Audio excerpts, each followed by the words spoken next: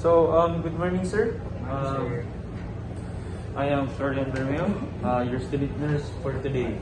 So, I'll be performing po pre-interaction biographic data, skin, hair, nail assessment, and head and neck assessment. So, I'll first sanitize my hand. So, sir, can you state your full name po? So my name is Kevin Vivios. I was born on August 13, 2001. Okay po. So, I see you are 25 years old. And what is the main reason you're seeking care for today? So I feel very tired for the past few days and I have no appetite and my back hurts near my shoulder blade. Okay, so let's discuss your diet. So, are you on a special diet or have restrictions? No, I just don't feel like eating lately. Do you take any vitamins or supplements? So I'm just taking my TB medications. Do you have any food allergies or intolerance? None. So, have you noticed any weight changes or in the last 6 months? Yes, I've lost about 10 kilograms. Do you have problems obtaining and preparing or eating food? I'm just too fatigued. Okay, so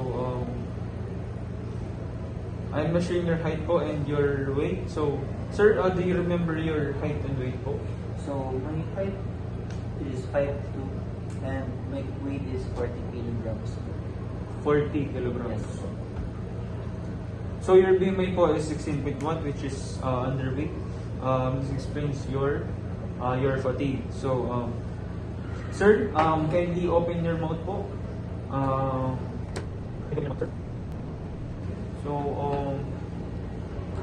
mucous membranes are slightly pale but intact, no difficulty of chewing or swallowing noted. Okay, so next po is skin, hair, and nail assessment. So, sir, I'll be putting on first the gloves. So, do you have any chronic skin conditions or new rashes? No, but my skin feels very dry. Have you noticed changes in your hair or nails? My hair is falling out more than usual. So, does anyone in your family have skin cancer or lupus? No. So, sir, I will be inspecting your skin po. Can you rest your arm po here? Okay. I will pinch your skin under the clavicle po.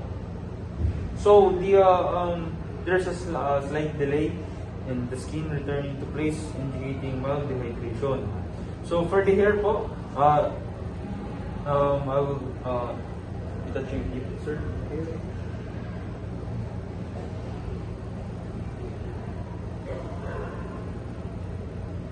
So, I'm inspecting hair for texture and distribution.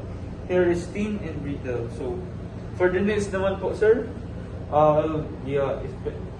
inspecting the shape and color of the nails. And for the capillary refill test, I will be pushing the capillary bed.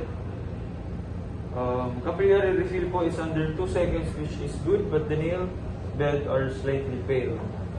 So, for the head and neck assessment, do you have any frequent headaches or dizziness? Sometimes when I stand up fast. Any lumps or swelling in your neck po? None. Okay, so face is symmetrical, though appears slightly sunken due to weight loss. And I will be palpating your lymph nodes, sir. So, no enlargement noted. Trachea is midline. And you mentioned po na your pain is here po, ano? Okay, so, no redness or lesions naman po. Does it hurt when I press po? Slight po. Right. So, Sa dulling. So we are finished based on your TB and low weight. My recommendations are increase protein and calorie intake. Try 6 small meals a day instead of 3 large ones. And use mild lotion for your skin. And then stay dehydrated. So pace your activities to manage your fatigue. Yes po. And do you have any other concerns po, sir? So I will document these findings and inform your doctor.